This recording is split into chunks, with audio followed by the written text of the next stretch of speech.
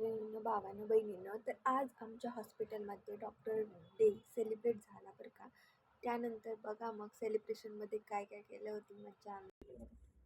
म्हणून ह्या दिवसाचं खूप महत्त्व आहे. तुम्ही सगळ्यांनी आम्हाला सेलिब्रेट करून सरप्राईज दिलं आणि खूप चांगलं तुम्ही डेकोरेशन केलं. त्याच्याबद्दल तुम्ही टाकलं असेल सगळे स्टाफ, फार्मसीचे स्टाफ, रिसेप्शनचे स्टाफ सगळ्यांचे मी अगदी मॅडम आणि दोघं मानतो. असंच आपण एकत्र राहून टीम वर्क करूया आणि हॉस्पिटलच्या दृष्टीने आपल्या पेशंटच्यासाठी त्यांच्या रुग्णामध्ये काय प्रॉब्लेम आज तुम्ही सर्वांनी कुठे आमच्या विषयी हा सत्तर गुण आला सत्तर गेला केक कापला आणि आम्हाला जे काही सेलिब्रेट केलं त्याबद्दल शुभेच्छा धन्यवाद.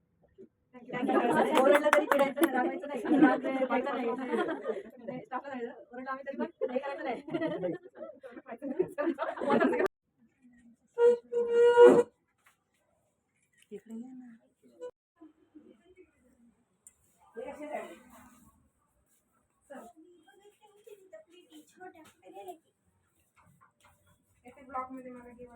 बोला चला स्टार्ट.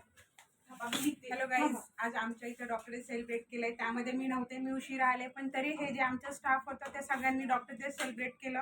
सो मला खूप वाईट वाटलं. पण मी जेव्हा आले रिसेप्शनला थांबले तेव्हा आमच्या सिनियर सिस्टर जे ओव्हर ॲक्टिंग करतात ते बाहेर आले आणि त्यांनी मला आवाज दिला. मी आतमधनं सॉरी मी बाहेरून मी आतमधनं आले.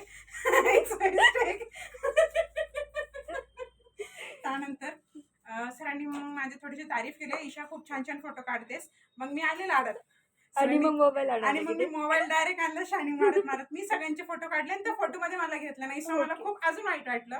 मी काही करू शकत नाही आणि त्यासाठी मी अशी आवरून आलेली. सो प्लीज आज जरा छान ड्रेस घालायचा होता. मला कोणी सांगितलं नव्हतं म्हणून मी अशा गवळ्यासारखं उठून आले. पण मी लिपस्टिक लावायचं विसरत नाही. माझ्या मेकअप मध्ये तुम्हाला मेकअप दिसणार नाही पण मी लिपस्टिक लावते. सो मला खूप छान वाटतं. पण आलेल्या मला दीपाली सिस्टरने सांगितलं हे काय गबाळीसारखं कपडे घालून आली. मग तिने सांगायला पाहिजे होतं डॉक्टर डे आपण सेलिब्रेट करणार आहे. मी त्या हिशोबाने कपडे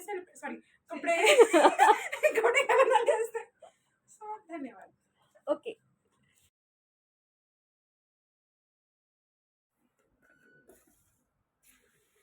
काच नाही